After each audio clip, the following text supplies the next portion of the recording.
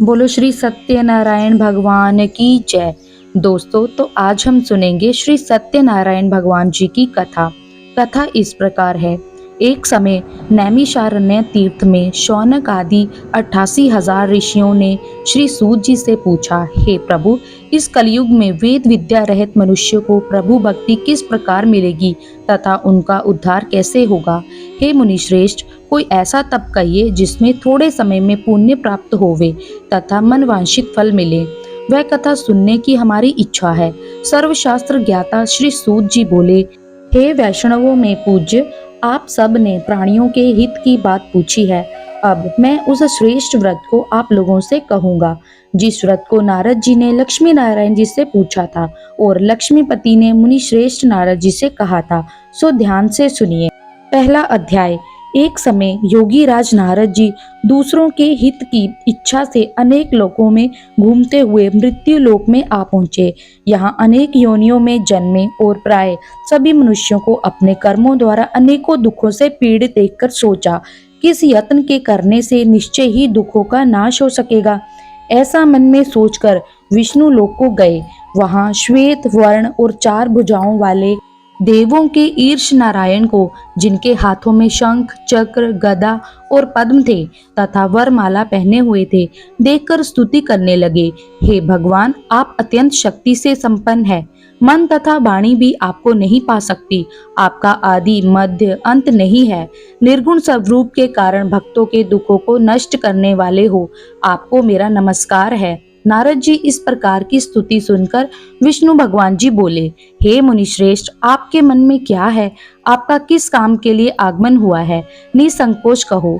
तब नारद मुनि जी बोले, मृत्यु लोक में सब मनुष्य जो अनेक योनियों में पैदा हुए हैं, अपने अपने कर्मों के द्वारा अनेक प्रकार के दुखों से दुखी हो रहे हैं। हे नाथ, मुझ पर दया रखते हो तो बताइए कि उन मनुष्यों के सब दुख थोड़े से ही प्रयत्न से कैसे दूर हो सकते हैं। श्री भगवान जी बोले, हे नारद, मनुष्यों की भलाई के लिए तुमने बहुत अच्छी बात पूछी है। जिस काम के करने से मनुष्य मोह से छूट जाता है, वह मैं कहता हूँ, सुनो। बहुत पुण्य देने वाला स्वर्ग तथा मृत्यु लोक दोनों में दुर्लभ एक उत्तम व्रत है। आज मैं प्रेम वश होकर उस तुमसे कहता हूँ, श्री सत्यनारायण जी का यह व्रत अच्छी तरह विधान पूर्वक करके मनुष्य तुरंत ही यहाँ सुख भोग कर मरने पर मोक्ष को प्राप्त होता है। श्री भगवान के वचन सुनकर नारद मुनि बोले कि उस व्रत का फल क्या है और उसका विधान क्या है, किसने ये व्रत किया है और किस दिन ये व्रत करना चाहिए, विस्तार से कहो। भगवान जी बोले, दुख शोक आदि को दूर करने वाला, धन धान्य को बढ़ाने वाला, सौभाग्य तथा संतान को देने वाला, ये व्रत सब स्थानों पर विजय करने वाला है। भक्ति और श्रद्धा के साथ किसी भी दिन मनुष्य श्री सत्यनारायण जी के शाम के समय ब्राह्मणों और बंधुओं के साथ धर्म परायण होकर पूजा करे, भक्ति भाव से नैवेद्य, केले का फल, घी, दूध और गेहूं का चूर्ण सवाया लेवे। गेहूं के अभाव में साठी का चूर्ण, शक्कर तथा गुड़ ले और सब भक्षण योग्य पदार्थ जमा करके भगवान के अर्पण कर देवे तथा बंधुओं सहित ब्राह्मणों को भोजन करावे। पश्चात स्वयं भोजन करे। तत्पश्चात स्वयं भोजन करें। नृत्य गीत आदि का आचरण कर सत्यनारायण भगवान का स्मरण करता हुआ समय व्यतीत करें। इस तरह व्रत करने पर मनुष्यों की इच्छा निश्चय ही पूरी होती है। विशेषकर कली काल में भूमि पर यही मोक्ष का सरल उपाय है। इस तरह पहला अध्याय समाप्त होता है। बोलो श्री सत्यनारायण भगवान की जय। दूसरा अध्याय। सूत जी बोले, ऋषियों, जिसने पहले समय में इस व्रत को किया है, उसका इतिहास कहता है, ध्यान से सुनो। सुंदर काशीपुरी नगरी में एक अत्यंत निर्धन ब्राह्मण रहता था। वह भूख और प्यास से बेचैन हुआ नित्य पृथ्वी पर घूमता था। ब्राह्मणों से प्रेम करने वाले भगवान ने ब्राह्मण को दुखी देखकर बूढ़े ब्राह्मण का रूप धरकर उसके पास जाकर आदर के साथ पूछा, हे विप्र, नित्य दुखी हुआ पृथ्वी पर क्यों घूमता है? श्रेष्ठ ब्राह्मण, ये सब मुझसे कहो, मैं सुनना चाहता हूँ। ब्राह्मण बोला, मैं निर्धन ब्राह्मण हूँ, भिक्षा के लिए पृथ्वी पर फिरता हूँ। हे भगवान, यदि आप इसका उपाय जानते हो तो कृपा करके मुझसे कहो। वृद्ध ब्राह्मण बोला कि सत्यनारायण भगवान जी की मनवांछित फल देने वाले हैं, इसलिए हे ब्राह्मण, तू उनका पूजन कर, जिसके करने से मनुष्य सब दुखों से मुक्त होता है।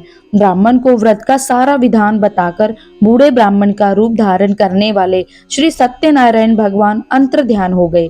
जिस व्रत को वृद्ध ब्राह्मण ने बताया है, मैं उसको करूंगा। ये निश्चय करने पर उसे रात में नींद आई।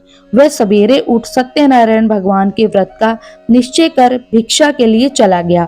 उस दिन उसको भिक्षा में बहुत धन मिला, जिससे बंधु बांधवों के साथ उसने श्री सत्यनारायण जी का व्रत किया। इसके करने से वह विप्र सब दुखों से छूटकर अनेक प्रकार की संपत्तियों से युक्त हुआ। उस समय से वह विप्र हर मास व्रत करने लगा। इस तरह श्री सत्यनारायण भगवान के व्रत को जो करेगा वह सब पापों से छूटकर मोक्ष को प्राप्त होगा। आगे जो पृथ्वी पर श्री सत्यनारायण भगवान का व्रत करेगा वह मनुष्य सब दुखों से छूट जाएगा। इस तरह नारद जी से नारायण का कहा हुआ ये व्रत मैंने तुमसे कहा।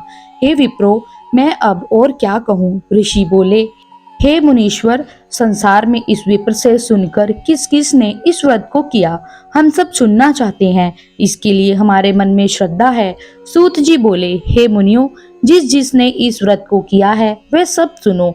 एक समय एक विप्र धन और ऐश्वर्य के अनुसार बंधु बांधवों के साथ व्रत करने को तैयार हुआ। उसी समय एक लकड़ी बेचने वाला बूढ़ा आदमी आया और बाहर लकड़ियों को रखकर विप्र के मकान में गया।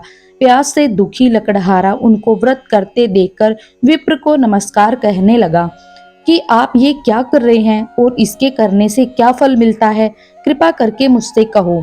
ब्राह्मण ने कहा, ये सब मनोकामनाओं को पूरा करने वाला श्री सत्यनारायण भगवान का व्रत है। इसकी ही कृपा से मेरे यहाँ धन धान्य आदि की वृद्धि हुई है। विप्र से इस व्रत के बारे में जानकर लकड़हारा बहुत प्रसन्न हुआ। तब वह चरना अमृत लेकर और प्रसाद खाने के बाद अपने घर को गया। लकड़हारे ने अपने मन में इस प्रकार का संकल्प किया कि आज ग्राम में लकड़ी बेचने से जो धन मिलेगा उसी से श्री सत्यनारायण देव का उत्तम व्रत करूंगा। ये मन में विचार कर वह बूढ़ा आदमी लकड़ियां अपने सिर पर रखकर जिस नगर में धनवान लोग रहते थे वह ऐसे सुंदर नगर में गया। उस रोज वहां पर उसे उन लकड़ियों का दाम पहले दिनों से चौगुना मिला। तब वह बूढ़ा लकड़हारा दाम लेकर और अति प्रसन्न होकर पके केले की फली, शक्कर, घी, दूध, दही और गेहूं का चूरन इत्यादि सत्यनारायण भगवान के व्रत की कुल सामग्रियों को लेकर अपने घर गया। फिर उसने अपने भाइयों को बुलाकर विधि के साथ भगवान जी का पूजन और व्रत किया। उस व्रत के प्रभाव से वह बूढ़ा लकड़हारा धन, पुत्र आदि से युक्त हुआ और संसार के समस्त सुख भोग कर बैकुंठ को चला गया। इस तरह से सत्यनारायण भगवान का दूसरा अध्याय समाप्त होता है। बोलो श्री सत्यनारायण भगवान की जय। तीसरा अध्याय इस प्रकार है। सूत जी बोले, हे श्रेष्ठ मुनियों, अब आगे की कथा कहता हूँ। पहले समय में उल्कामुख नाम का एक बुद्धिमान राजा था। वह सत्यवक्ता और जितेंद्रिय था। वह प्रतिदिन देव स्थानों पर जाता तथा गरीबों को धन देकर उनके कष्ट दूर करता था। उसकी पत्नी कमल के समान मुख वाली और सती साध्वी थी। भद्रशिला नदी के तट पर उन दोनों ने श्री सत्यनारायण का व्रत किया। उस समय वहां एक साधु वैश्य आया। उसके पास व्यापार के लिए बहुत सा धन था। वह नाव को किनारे पर ठहराकर राजा के पास आ गया और राजा को व्रत करते हुए देखकर विनय के साथ पूछने लगा, हे राजन, भक्ति युक्त चित्त से ये आप क्या कर रहे हैं? मेरी सुनने की इच्छा है, सो आप ये मुझे बताइए। राजा बोला, हे साधु, अपने बांधवों के साथ पुत्र आदि की प्राप्ति के लिए एक महाशक्तिमान सत्यनारायण भगवान का व्रत व पूजन किया जा रहा है। राजा के वचन सुनकर साधु आदर से बोला, हे राजन, मुझसे इसका सब विधान कहो। मैं भी आपके कथा अनुसार इस व्रत को करूंगा।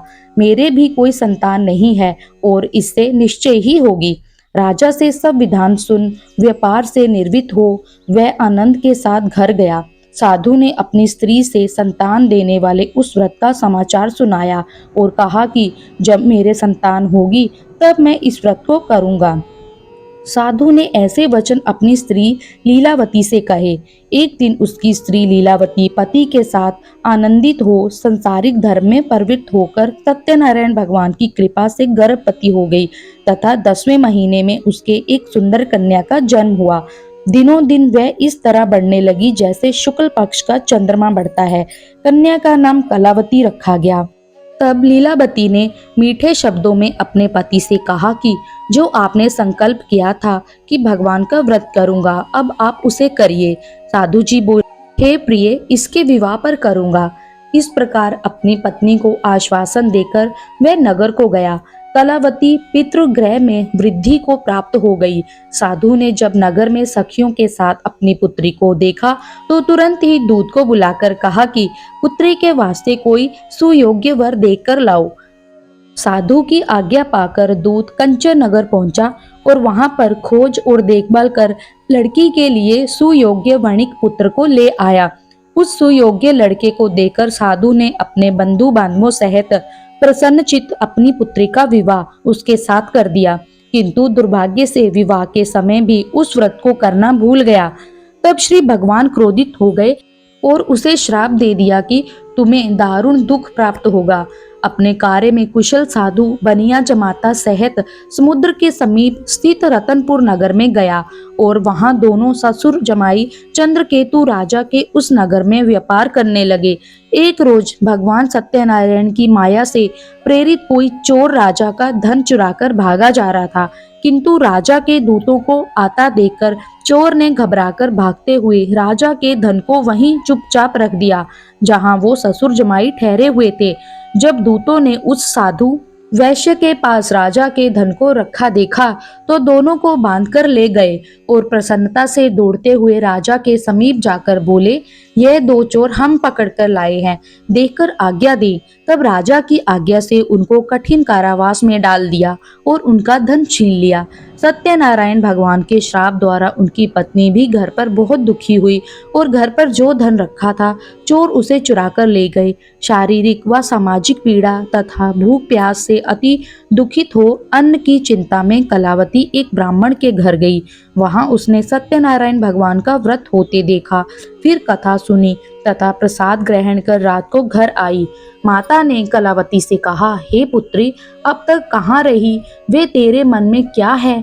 कलावती बोली, हे माता, मैंने एक ब्राह्मण के घर श्री सत्यनारायण भगवान का व्रत देखा है। कन्या के वचन सुनकर लीलावती भगवान के पूजन की तैयारी करने लगी।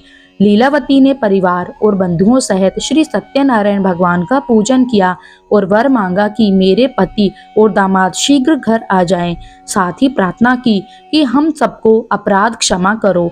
सत्यनारायण भगवान इस व्रत से संतुष्ट हो गए और राजा चंद्रकेतु को स्वप्न में दर्शन देकर कहा, हे राजन, दोनों वैश्यों को प्रातः ही छोड़ दो और उनका सब धन जो तुमने ग्रहण किया है वो भी दे दो, नहीं तो मैं तेरा धन, राज्य, पुत्र आदि नष्ट कर दूंगा।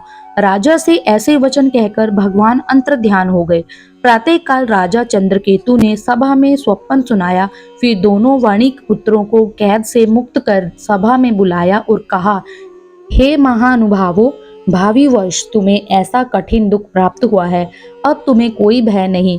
ऐसा कहकर राजा ने उनको नए नए वस्त्र आभूषण पहनाए तथा उनका जितना धन लिया था उसे 2 गुना धन देकर आदर से विदा किया। दोनों वैश्य अपने घर को चल दिए। इस तरह से तीसरा अध्याय समाप्त होता है। बोलो श्री सत्यनारायण भगवान की जय। चौथा अध्याय।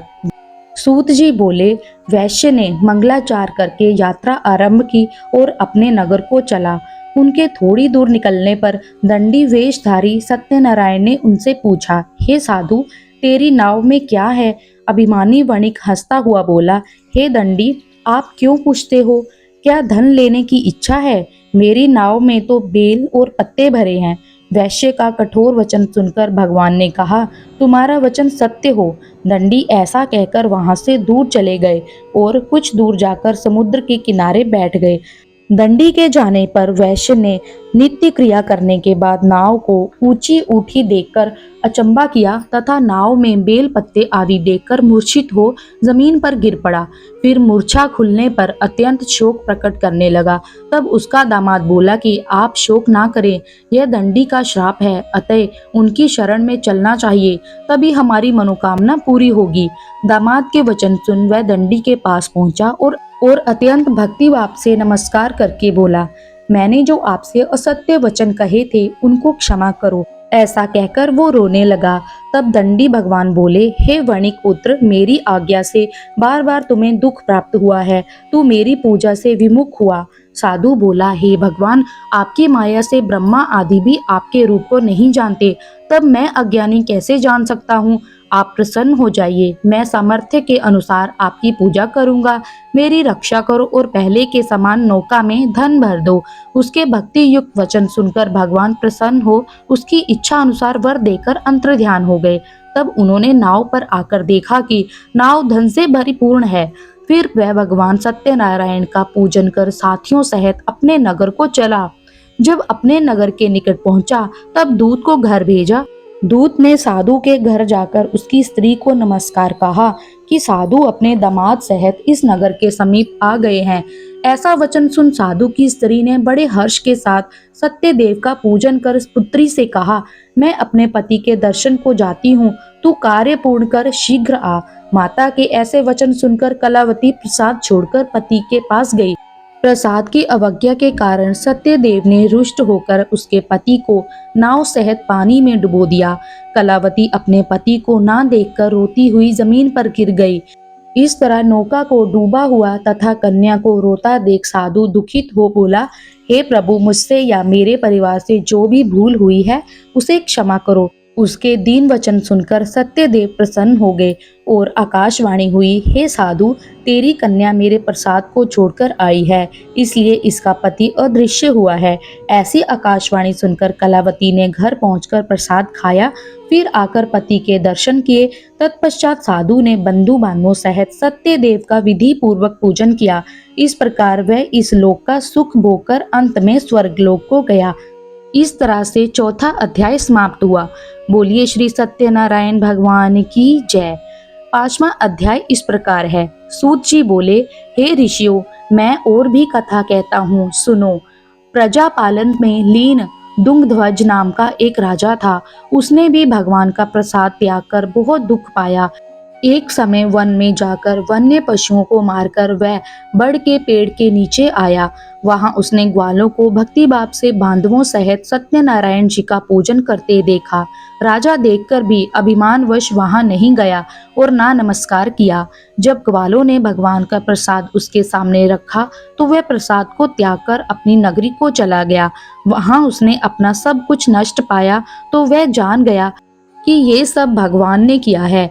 तब वह विश्वास कर ग्वालों के समीप गया और विधि पूर्वक पूजन कर प्रसाद खाया तो सत्यनारायण देव की कृपा से सब कुछ पहले जैसा हो गया। फिर दीर्घ काल तक सुख भोग कर मरने पर स्वर्ग लोक को गया। जो मनुष्य इस परम दुर्लभ व्रत को करेगा, भगवान की कृपा से उसे धन धान्य की प्राप्ति होगी।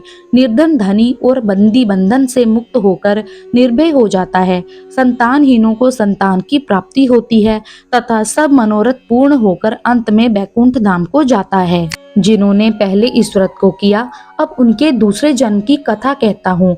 वृद्ध शतानंद ब्राह्मण ने सुदामा का जन्म लेकर मोक्ष को पाया। उल्कामुख नाम का राजा दशरथ होकर बैकुंठ को प्राप्त हुआ। साधु नाम के वैश्य ने मोरध्वज बनकर अपने पुत्र को आरे से चीरकर मोक्ष को प्राप्त किया। महाराज तुंगध्वज ने स्वयं भू होकर भगवान में भक्ति युक्त हो कर्म कर मोक्ष प्राप्त किया। इस तरह से सत्यनारायण भगवान का पांचवा अध्याय समाप्त हुआ।